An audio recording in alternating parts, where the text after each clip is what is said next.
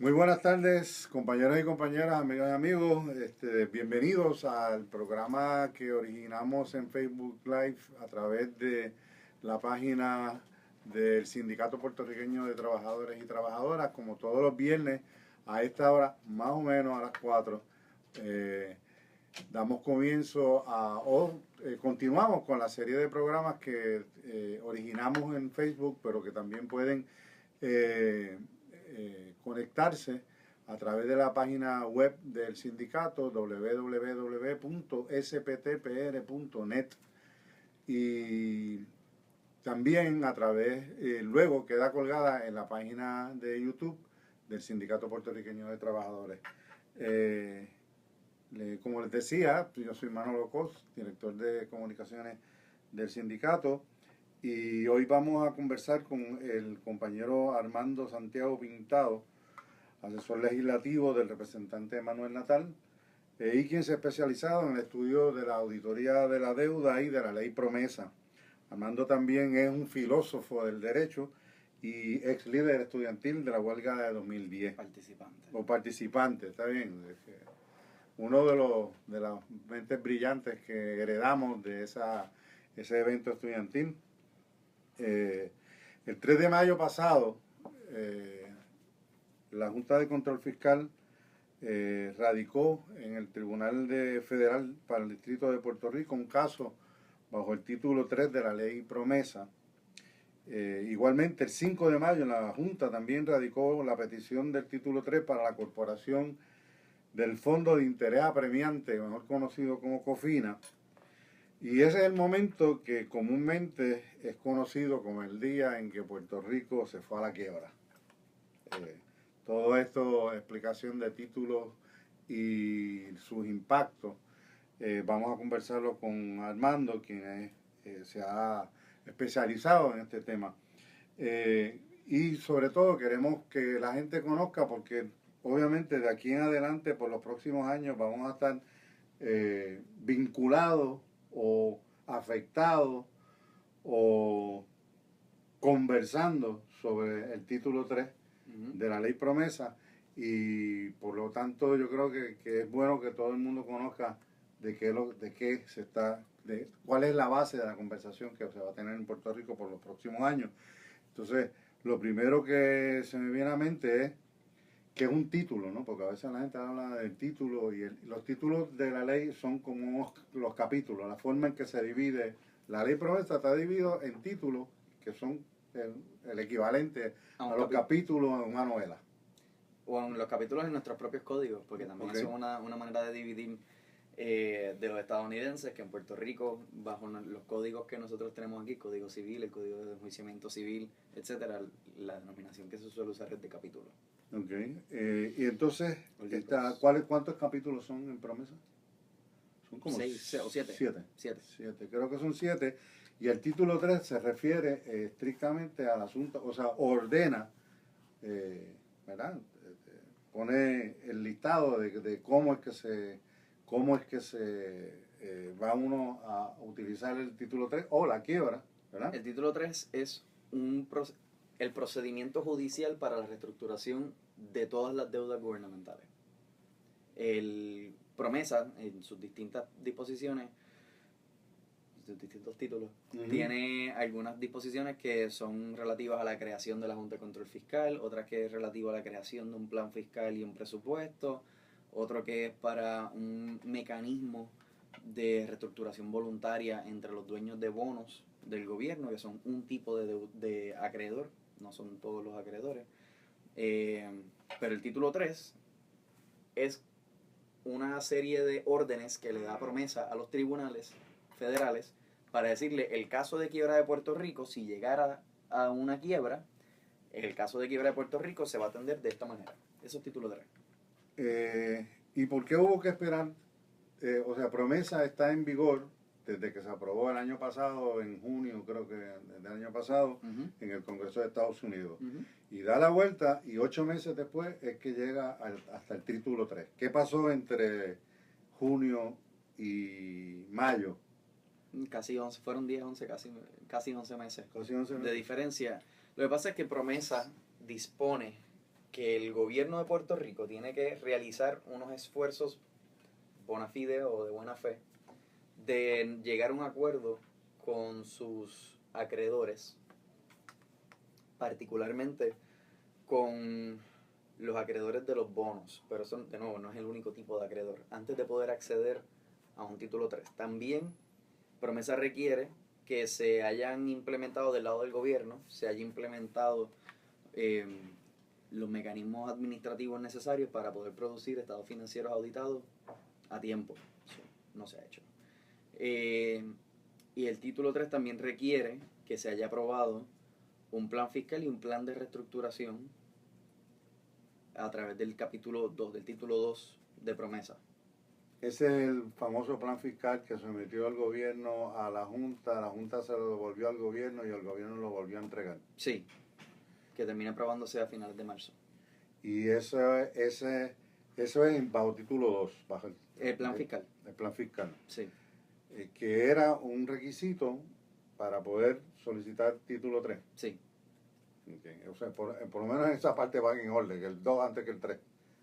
Por ahora han brincado algunos pasos, pero a mi entender han brincado unos pasos, porque la Junta dice la Junta alega en la petición que le hace el tribunal para poder acceder a título 3 que el gobierno ha cumplido y que ellos han cumplido.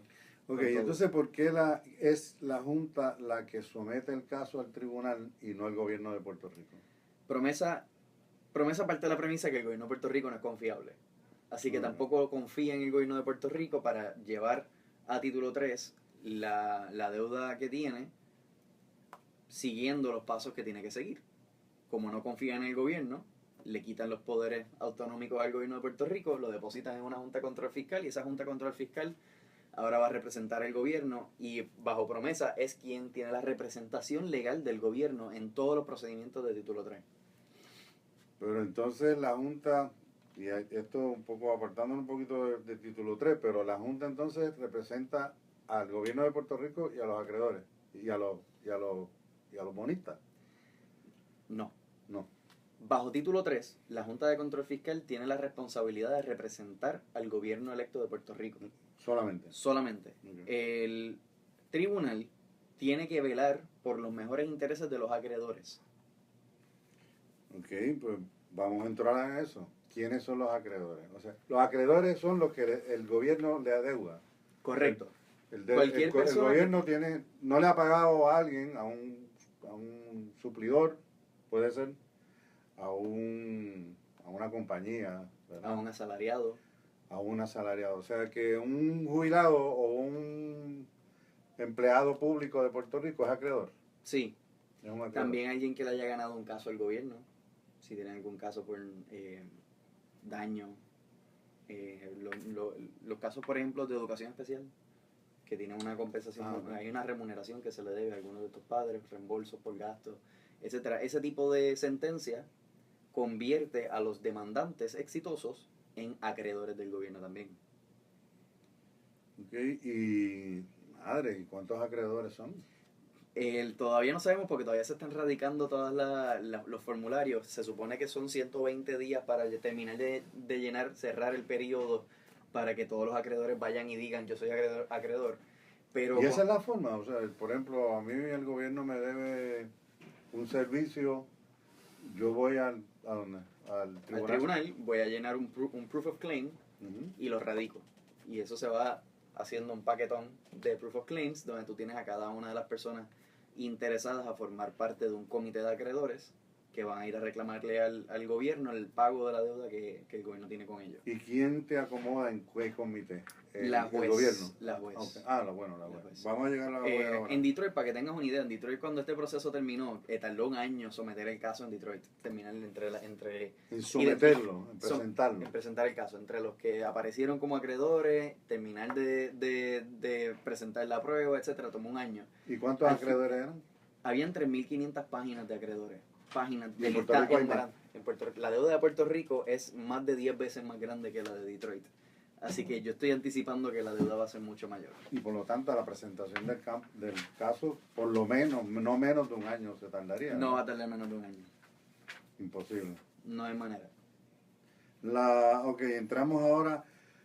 Título 3 se solicita. El juez de la Corte Suprema de Estados Unidos, el juez Roberts, es quien está, el juez presidente de la Corte Suprema de Estados Unidos, es quien debe nombrar entonces, o sea, una vez se solicita el título 3, ese título 3, esa quiebra la administra o la organiza un juez, Sí. nombrado por Roberts.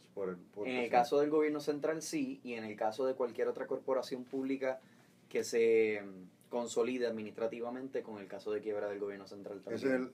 Ese va para la corte de la jueza, ¿cómo se llama? Taylor Swain, que es una jueza de Nueva York. Correcto. ¿Conoces? Dite algo de qué podemos esperar, o sea, ¿cuál es un perfil breve de la jueza que no? Ella trabajó en un bufete grande, uno de los bufetes más grandes en Wall Street. Como abogada. Como abogada. En su práctica privada, mientras estuvo en ese bufete, se especializaba en atender los casos de pensiones. Y de jubilado. Sí. Cuando pasa al tribunal... ¿Y sabe cómo se comportó con los jubilados? Bueno, ella sí era abogada Era abogada de bufete patronal. Okay. No sé si coincidía ella personalmente con las posturas de su patrono, pero esa era la posición que ella tenía, el trabajo que se le encargó. Desempeñándose como jueza en el Tribunal Federal, me parece que comienza su carrera en el Tribunal de Quiebras de Brooklyn. Y luego pasa al Tribunal del Distrito Sur de Manhattan. Ese Tribunal del Distrito Sur de Manhattan es el preferido de los acreedores de Wall Street. Es el mismo tribunal donde se decidió el caso que perjudicó a Argentina en el recobro de su deuda. Y aunque ella no ha tenido un caso como el de tan alto perfil en materia estrictamente financiera de reorganización de deuda como el de Puerto Rico, ella sí tuvo que bregar un caso de muy alto perfil hace como casi 10 años. El de Madoff. El de los empleados de Bernie Madoff. Y no el de caso Madoff. No, el caso Madoff lo atendió otro juez. Okay. Ella atendió el de los 5 ayudantes de él. Que fue un caso aparte del... Fue un caso que se llevó aparte. No es las mismas acusaciones, entonces, ¿no? Complicidad en algunos, coautoría en otros, negligencia, fraude, etcétera, pero ¿Y nada de la cantidad culpable? Sí, prácticamente todo, no, hubo uno que no se le encontró culpable, pero a casi todos la sentencia que se les dio fue bien pequeña. Para que conozcan, o quienes no conocen o quienes no se recuerdan, el caso Madoff fue uno de los eventos de fraude más grandes que se han dado en Estados Unidos. Individualmente. ¿Verdad? Sí. Individualmente. Sí. Donde se timó particularmente muchos fondos mutuos de trabajadores y fondos de trabajadores de jubilados fueron defraudados de manera espectacular y multimillonaria. Ese caso quebró un montón de instancias, ¿no? de ahorro de distintos tipos, ¿no? Fue un timo que duró más de 20 años. Más de 20 años. Y generó más de miles y miles de millones de dólares en ganancias y eventualmente en pérdida. En ganancia personal para Madoff y en pérdidas para... Pero ella no atendió ese caso, sino el de sus empleados. El de los empleados que fueron parte del esquema de él. O sea, ellos quienes ¿Y qué dice eso entonces? ¿Sabe? ¿Qué lectura no puede hacer si alguna de las juezas que va a administrar la quiebra de Puerto Rico? Si fuera a limitarme exclusivamente a su performance en ese caso, lo que yo diría es que ella está dispuesta a evaluar si hubo culpable, evaluar fuertemente a quien se haya podido demostrar culpabilidad, a la cabecilla. Y a los demás, pues el ay bendito. Fueron soldados de fila. Ok. Y eso transportándolo o tratando de ubicarlo dentro de sus posibles decisiones con relación... Bueno, una de sus decisiones ya está media rara, que acabamos de leer hoy o ayer, que es que nadie en su corte puede usar perfume ni colonia. Pero sí, bueno, debe ser alérgica, me imagino, pero... O tiene un buen sentido del olfato. O la colonia le molesta. Eso es una metáfora.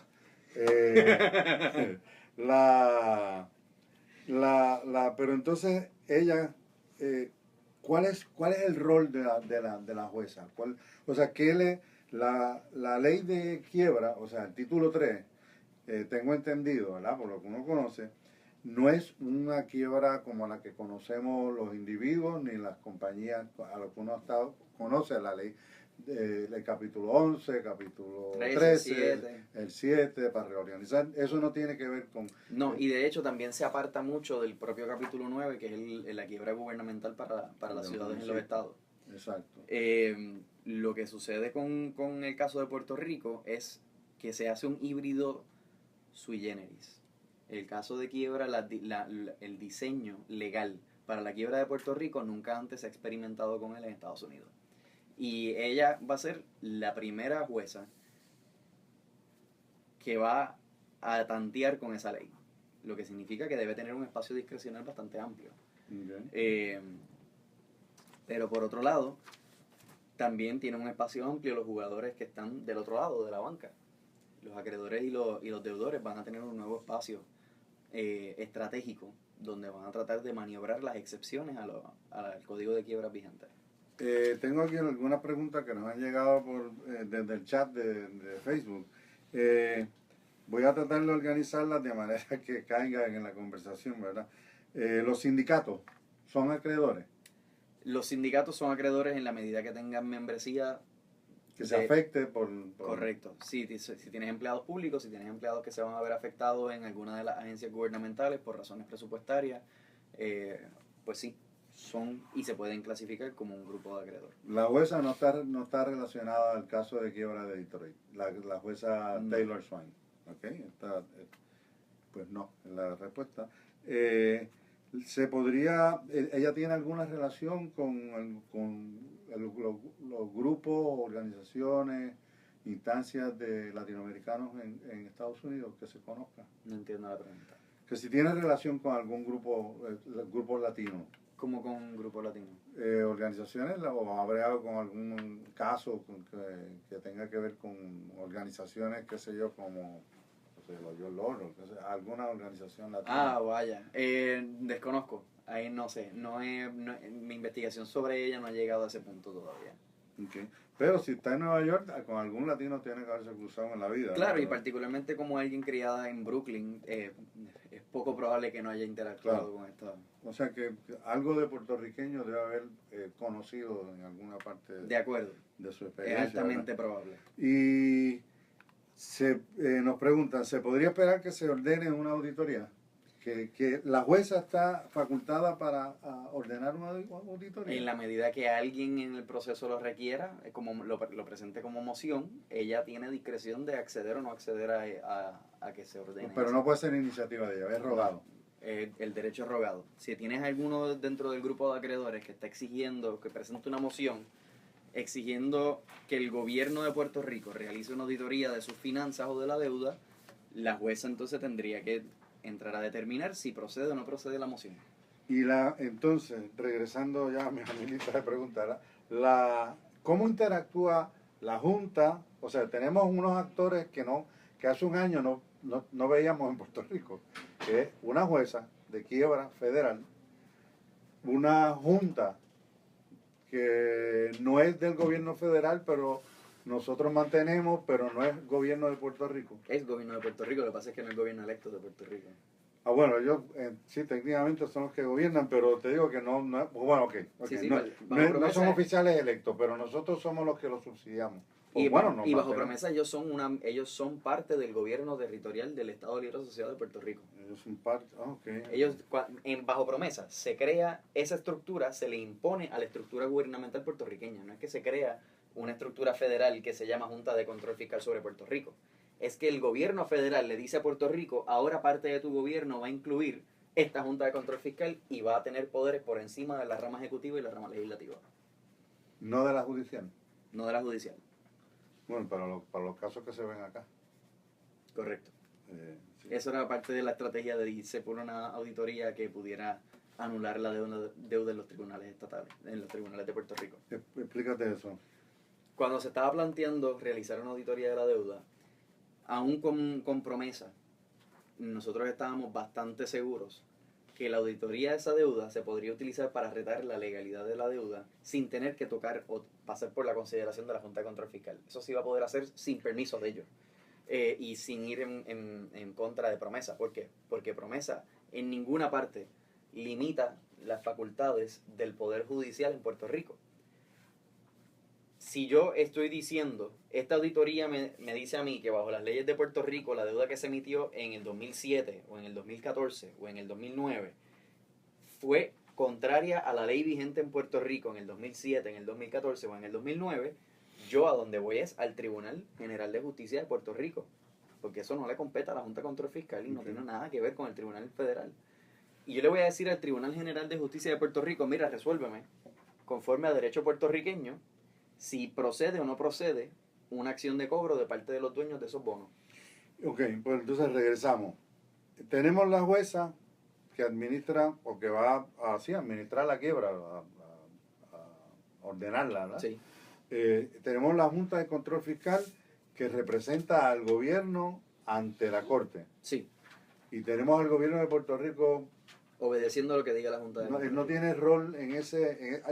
no hay un triángulo propiamente, sino... No tiene voz. En ese proceso el gobierno de Puerto Rico no tiene voz. Okay. En la medida ¿Y que... cómo interactúa? Por ejemplo, la jueza está viendo el caso de que le reclaman los acreedores, ella organiza a los acreedores en comité o de la manera que ella estime.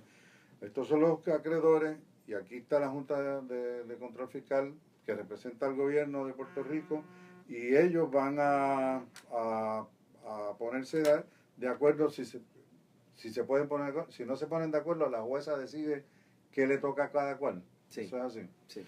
Ok. ¿Y cómo interactúan ellos? ¿Por rogado también? O sea, ¿Quiénes? La Junta, bueno, porque hay dos nada más. O sea, el gobierno de Puerto Rico aquí está en los bleachers. Correcto. Puede ser llamado como testigo. Puede ser llamado como testigo. Y también la jueza le puede ordenar a la Junta que ordene al gobierno de Puerto Rico o ordenar directamente al gobierno de Puerto Rico a hacer algo. Por eso, pero no está participando de como protagonista del proceso. No. Y entonces, ¿cómo funciona? La Junta le pide a la jueza que le diga cómo se va a organizar esto. Sí, con eso empieza el caso. El caso empieza con la Junta diciéndole, hemos aprobado una certificación de reestructuración que se hace conforme al plan fiscal y el plan fiscal está pidiendo una reestructuración equivalente a tanto. Y esa reestructuración, que en realidad es bastante monga la que se presentó, lo que hace es que pide que durante un periodo de 10 años el servicio a la deuda de Puerto Rico baje y luego se retome. Eso no es un recorte de deuda, es un aplazamiento del servicio de la deuda durante 10 años. La jueza entonces tiene que determinar... Pero entonces, ¿quién está autorizado a recortar la deuda? La jueza. Ah, ok. La jueza puede decir, miren, esta deuda, como está estructurada con estos intereses, no lo terminan de pagar en el año 5,000. Así que, por lo tanto, hay que quitarle al principal, no a los intereses, ¿no? O puede decirle, okay, de aquí en adelante, en vez de al 80%, que debe haber más de una así, vamos a ponerla a 2% el servicio de la deuda. Ella puede hacer eso. Sí. Okay. Tiene total facultad para hacer eso. Es la única que puede hacer eso. Es la única que puede hacer eso unilateralmente. Pero en medio del proceso de quiebra, la Junta de Control Fiscal puede llegar a un acuerdo con los acreedores para tener otra manera de reestructurar esta deuda sin que sea a través de la voluntad exclusiva de la juez. Pero la juez tiene que avalarlo. Si la juez no avala el acuerdo al que llegan ellos porque entiende que no cumple con las disposiciones de promesa, entiende que no cumple con algún análisis de sostenibilidad de deuda, pues no va.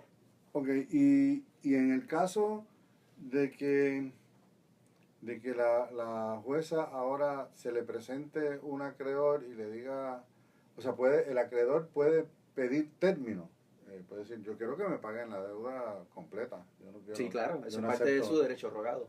Okay. Va a decir, no, yo entiendo que el gobierno está solvente y me tiene que pagar el 100%. O que eso no es lo que están argumentando. Eso fue lo que estuvieron argumentando por mucho tiempo. Pero, y eso de hecho sigue siendo el caso de las aseguradoras. Las aseguradoras quieren el 100%. Pero tú tienes algunos acreedores. Porque si no, ellos son los que tienen que sacar. Es que ya ellos lo tuvieron que pagar. Todo lo que nosotros hemos dejado de pagar, que está asegurado, ellas la han estado pagando.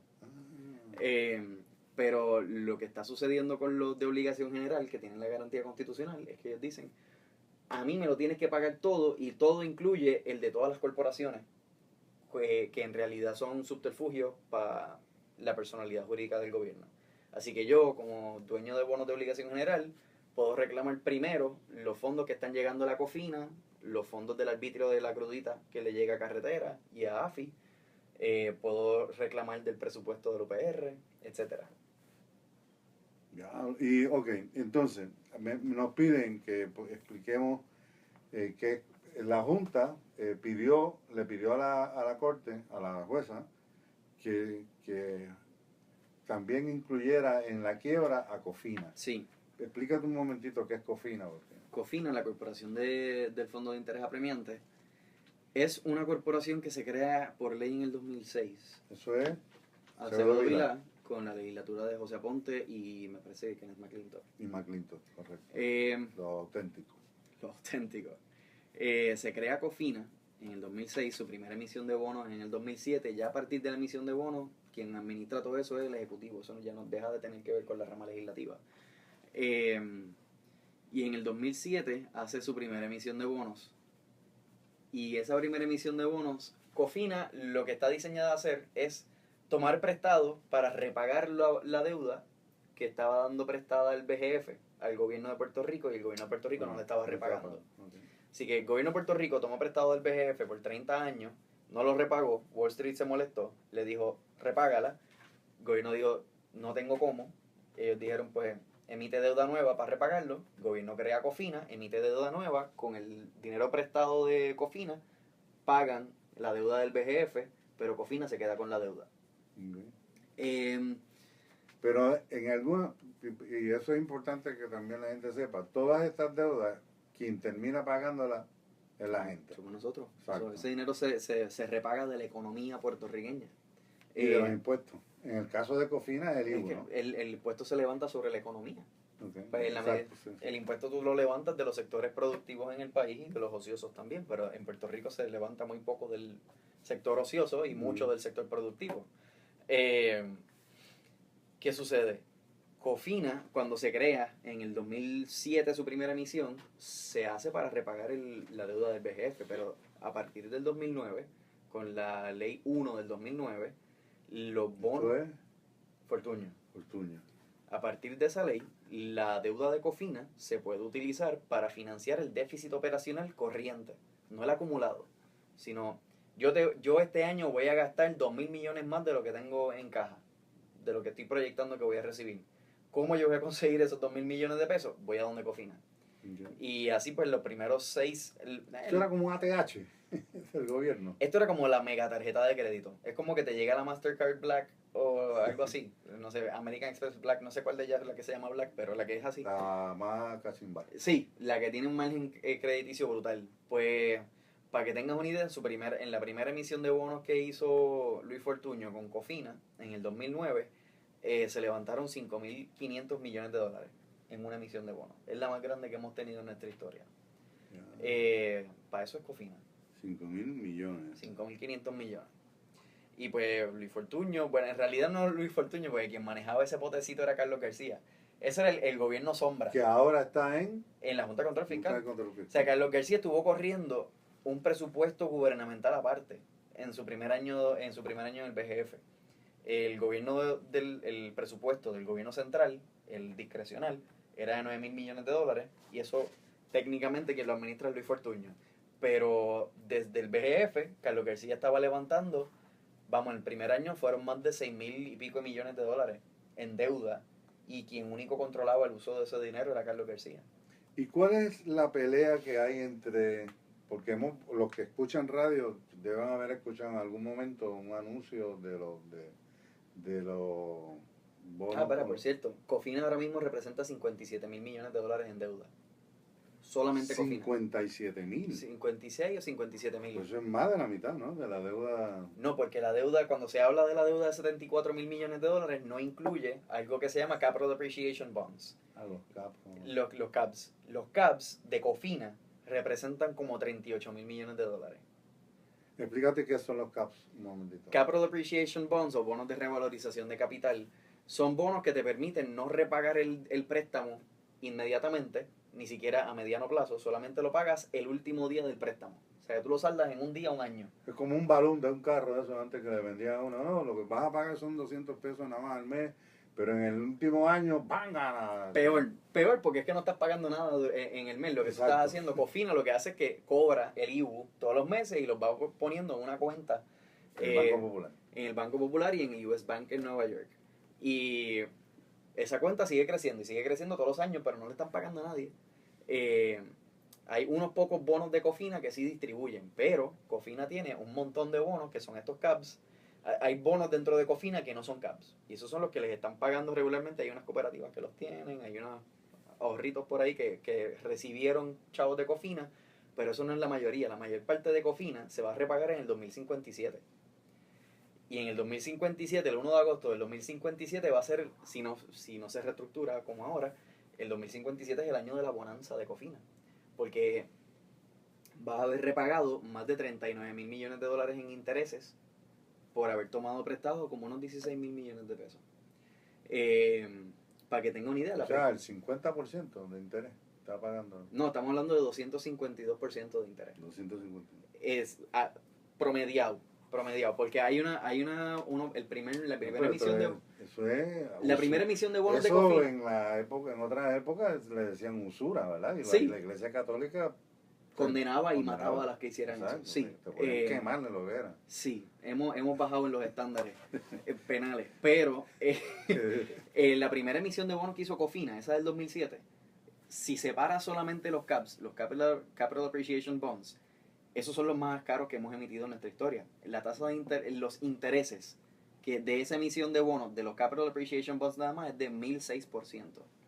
1.006% de interés. Correcto. O sea que por cada dólar que se cogió prestado había que pagar 1.000. Sí. Coño, pero es que eso es robo. ¿Es 1.000 o 10? ¿1.000? ¿1.000? Pues sí. El 1.000%. 1%, sí. Ok, el que tenía duda de que era Cofina ya tiene una idea de cuál es el atraco. Otra pregunta, si conoce a Sotomayor, no sé si ella tendrá alguna relación con... Es 10 veces, ¿no? 10 veces. Sí, no 1.000, porque es...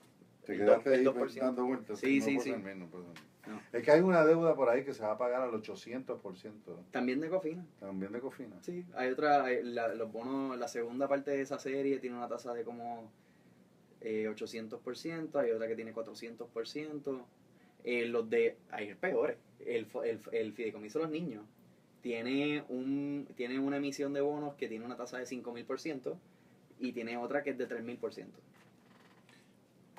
Usted imagínese, si usted tiene una tarjeta de crédito y en algún momento ha fallado y se la suben al 29%, que es que Sears y Mastercard y toda esta gente te respetan ese interés, esa tasa de interés cuando uno se atrasa un mes. Imagínate, eso es al 30% y uno no lo puede pagar. Exacto. Porque imagínate que se ya al 800%, no sé, de esto no se paga nunca. Eso es el mecanismo, el Capital Appreciation Bond, lo que permite, tú no lo estás repagando mientras existe el bono, lo pagas todo al final, pero en el interín, los intereses... O sea, la idea se suponía, que me imagino, ¿verdad? Que alguien para que explicara esto y pudiera vender esto a alguien, tenía que decirle que esto es en lo que tú te recuperas y en lo que la economía echa para adelante, y cuando tengas el dinero, porque vas a tener una buena economía, me pagas. No, esa no es la manera de venderlo. Okay, la manera de venderlo es... Ahora mismo, si tú registras en tus estados financieros auditados que tú me estás pagando este dinero, tú te vas a exceder del 15% del margen prestatario que la Constitución dice que tú tienes. Así que para esconder el dinero y que no aparezca en los estados financieros hasta el 2057, lo que vas a hacer es que vas a emitir la deuda a través de este tipo de bonos, que te permite esconderlo, sacarlo de los estados financieros. Y por eso es que le llaman extraconstitucional. La extraconstitucional fue la que se refinanció con eso.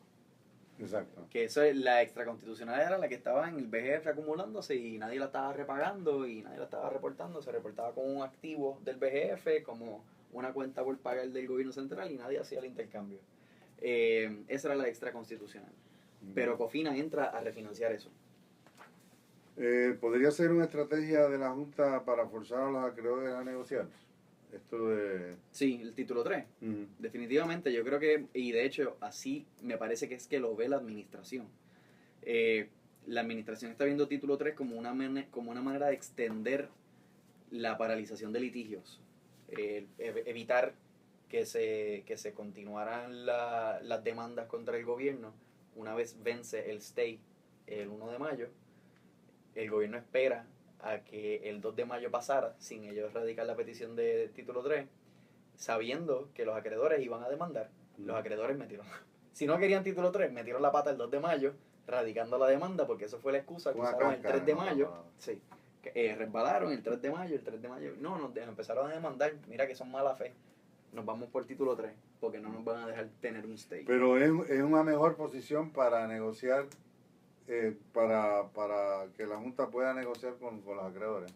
Ningún escenario en el que la Junta esté negociando directamente con los acreedores es un buen escenario para nosotros, pero ciertamente es mejor escenario que no tener un stay. Okay.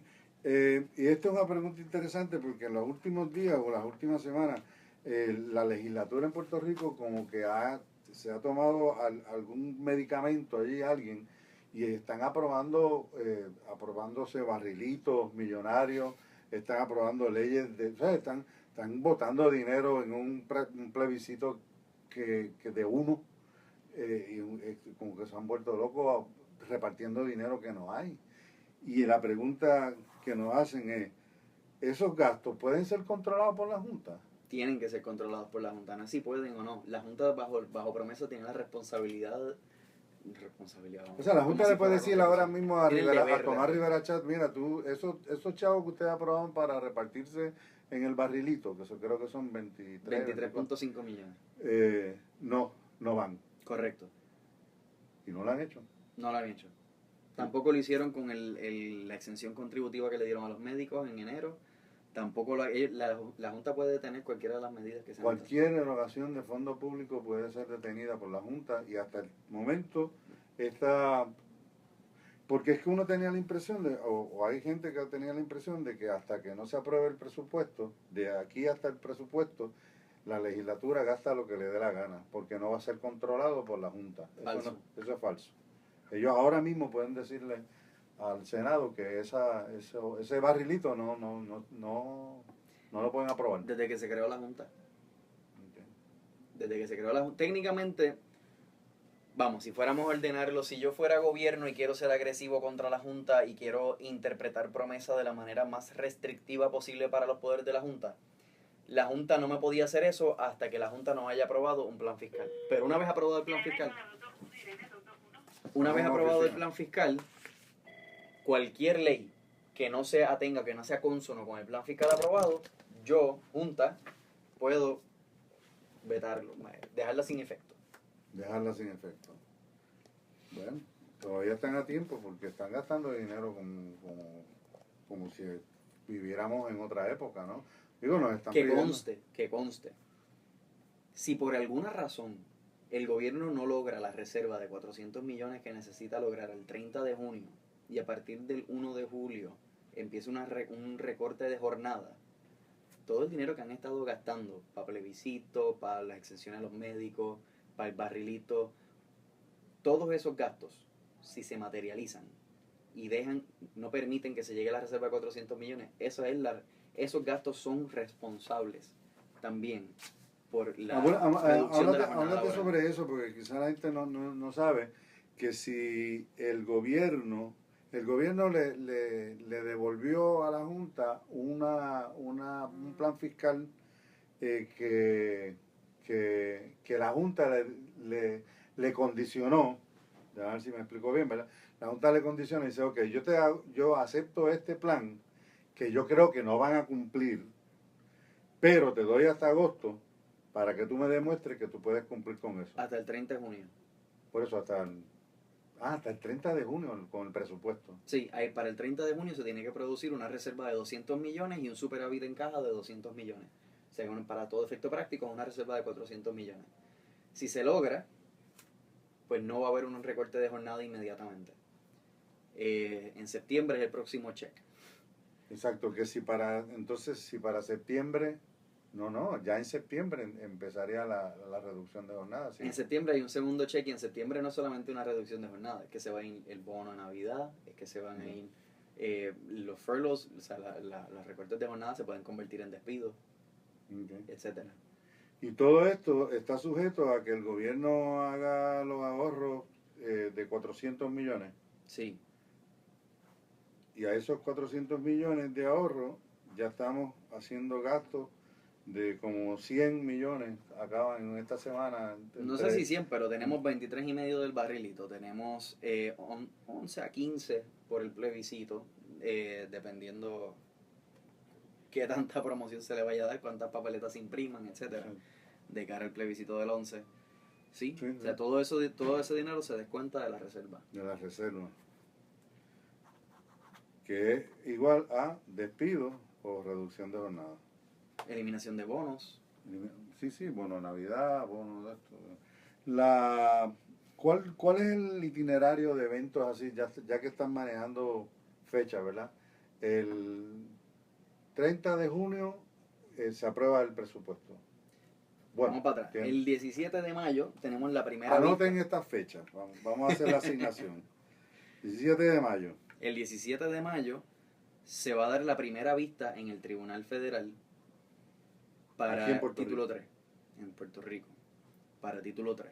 Va a ser en Atorrey. El 25 de junio, el presupuesto se tiene que haber aprobado en ambos cuerpos. Cámara y Senado, tiene que haber cruzado al menos una vez en cada cuerpo, y tendrían hasta el 30 de junio para sacarlo del Capitolio y enviarlo a Fortaleza. Para ser firmado en Fortaleza ese mismo día, me imagino, ¿verdad? Porque Se pueden tardar más, pero lo usual es que se firme ese mismo día para que entre en efecto a partir del 1 de julio ese presupuesto. Porque una vez se firma el presupuesto, ¿cuál es la próxima fecha? Sería el 30... El mismo 30 de junio se tiene que haber cumplido la reserva de los 400 millones, porque de lo contrario, a partir del 1 de julio va a empezar unos recortes en jornada laboral. recortes ¿Y esos recortes son across the board? O sea, ¿en el servicio público o en el... No han sido, si por algo se han caracterizado en este proceso es en no ser específico en cuanto a la ¿Eso implementación. debería estar en el presupuesto? Eso debería estar en el plan fiscal. Sí, está bien, pero digo, en el presupuesto que están escondiendo. En el presupuesto que están escondiendo, yo supongo que es que ellos tienen 2 presupuestos corriendo ahora mismo. O al menos más de un borrador de presupuesto corriendo ahora mismo. Puede que sea ese número por 10 u 11 borradores. Pero en cada uno de ellos estarían contemplando distintos escenarios. Yo entiendo que 2 escenarios básicos que ellos tienen que contemplar es si llegan a los 400 o si no llegan a los 400 millones. Si llegan a los 400, este va a ser el plan de gasto. Si no llegan, este va a ser el plan de gasto. Y ahí es que tú tienes los recortes grandes, siempre van a ser en nómina. Bueno, te agradezco mucho la conversación. Yo creo que ha sido bien reveladora de todos los problemas que estamos enfrentando y cómo los debemos evaluar. Las fechas, espero que las hayan anotado, pues se las repaso. El 17 de mayo es la primera vista de la quiebra de Puerto Rico. El 25 de junio debe haberse ya aprobado el presupuesto entre Cámara y Senado para que el 30 de junio lo firme más o menos el gobernador y para esa fecha tienen que haberse logrado unos ahorros de unos 400 millones de dólares para que el 1 de julio no se ejecute la amenaza de la Junta de que hay que hacer recortes a la jornada de trabajo en el servicio público.